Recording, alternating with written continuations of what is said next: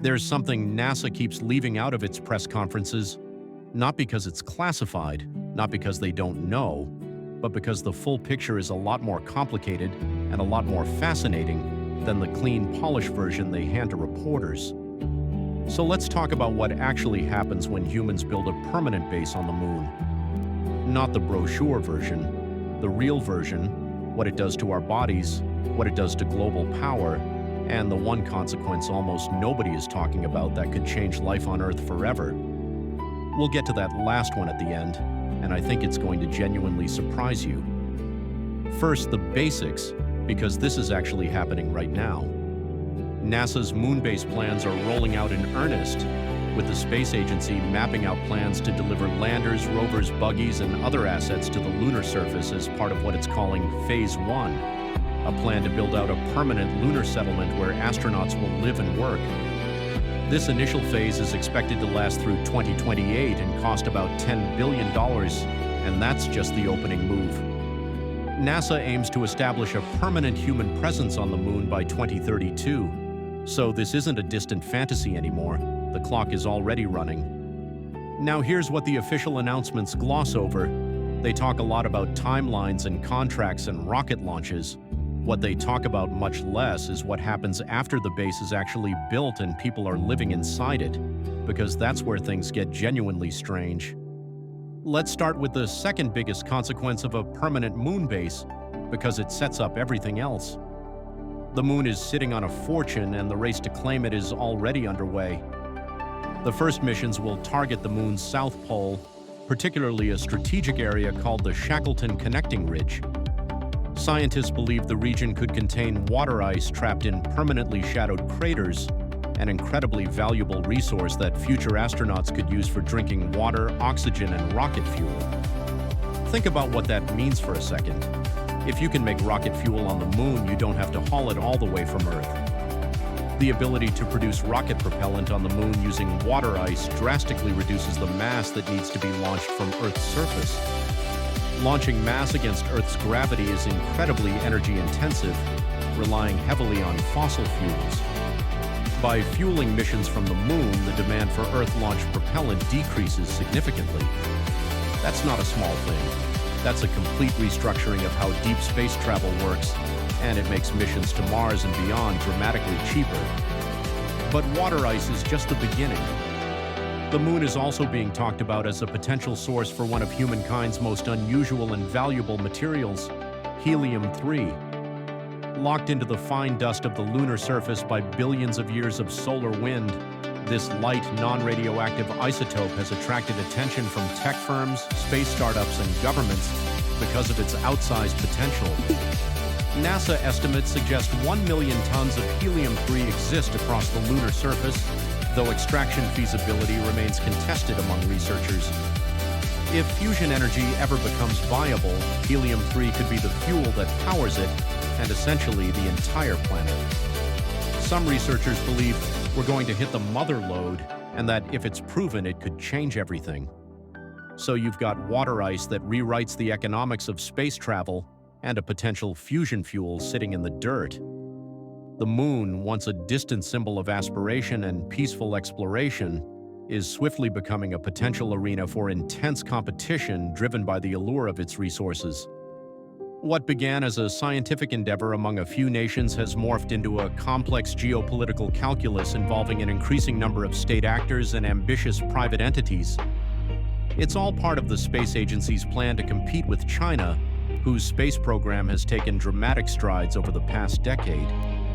Lawmakers continually warn China's efforts are threatening to eclipse the United States' technological supremacy in space. Whoever plants a working base near the South Pole first doesn't just win a science prize. They get first access to resources that could underpin the entire future economy of space exploration. That's the geopolitical stakes nobody in the press conference is spelling out clearly.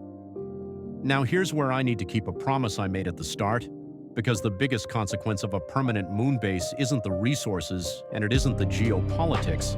It's something far more personal and far weirder. Stick with me.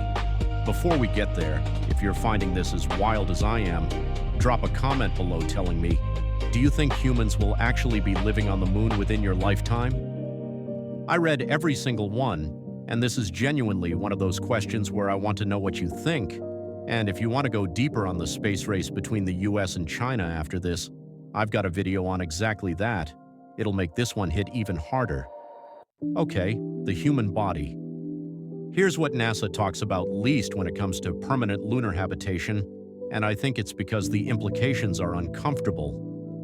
When you live on the moon long-term, your body starts to change in ways that are difficult to reverse. The moon's gravity is about 1/6 of Earth's.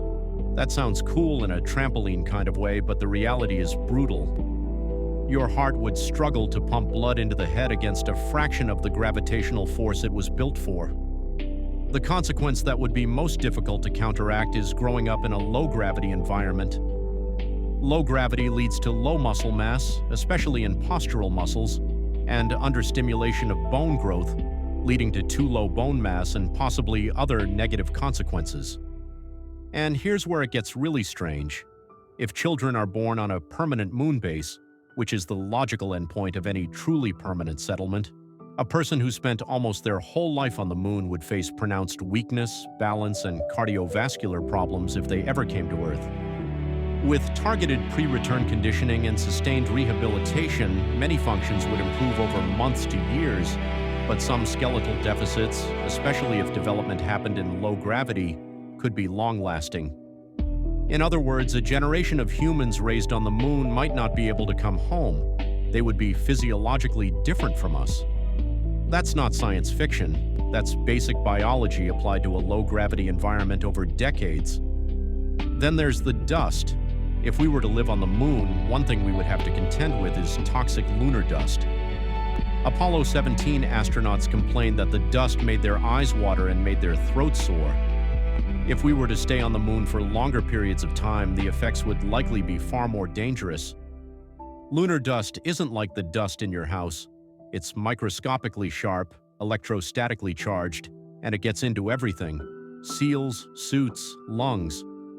Managing it over years, not days, is one of the most underrated engineering and health challenges of the entire program. So you've got a body that's slowly adapting away from Earth, in a habitat constantly under assault from razor-sharp dust and radiation, sitting on top of billions of dollars worth of resources that multiple superpowers want to control.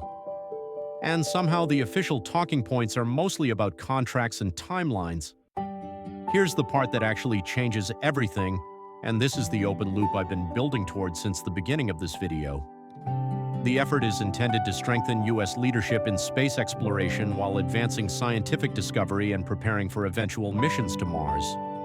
That's the official line. But the deeper truth is this: a permanent moon base doesn't just change what happens in space, it changes what happens on Earth. With a lunar base, NASA can make discoveries much quicker with a shorter turnaround time, improve space travel, and even solve a couple of Earth's extreme environment issues. The technologies required to keep humans alive in a place with no air, no water, extreme radiation, and temperature swings of 500 degrees Fahrenheit, those technologies don't stay on the moon, they come back down. Water recycling systems that are efficient enough for a lunar habitat could transform how we manage water scarcity on Earth. Closed-loop food systems designed for a moon base could reshape agriculture in places where conventional farming fails. Energy systems built for the lunar environment, compact, reliable nuclear or solar, could power remote communities that the current grid will never reach. If we can learn how to keep humans healthy, resilient, and productive on the lunar surface, we take a decisive step toward becoming a truly spacefaring species. And the research required to do that feeds directly back into medicine, biology, and environmental science right here on Earth. It is about sustainability, adaptability, and understanding ourselves as deeply as the worlds we seek to explore. In learning how to live on the moon, we may ultimately learn as much about life on Earth as we do about our future beyond it. That's the thing NASA doesn't put in the headline. The moon base isn't just a moon story, it's an Earth story. So here's where we landed. The permanent moon base unlocks a resource economy that rewrites the cost of space travel and puts nations in direct competition for territory beyond Earth's atmosphere. It creates a biological reality where long-term residents, especially children born there, may gradually become a different kind of human, one that can't simply return home. And underneath all of it, the technology built to solve the moon's impossible problems will almost certainly solve some of our hardest problems down here in ways we can't fully predict yet. You came into this video knowing a moon base was being planned. You're leaving it knowing what actually happens when it succeeds, to our bodies, to global power, and to daily life on Earth. That's a very different picture than the press conference version. If this got your brain going, the next video to watch is the one on the US-China space race, because now that you understand what's actually at stake on the moon, that video hits completely differently. It's queued up for you. And if you haven't subscribed yet, do it now. This channel goes deep on the stuff that actually matters, and there's a lot more coming that you don't want to miss.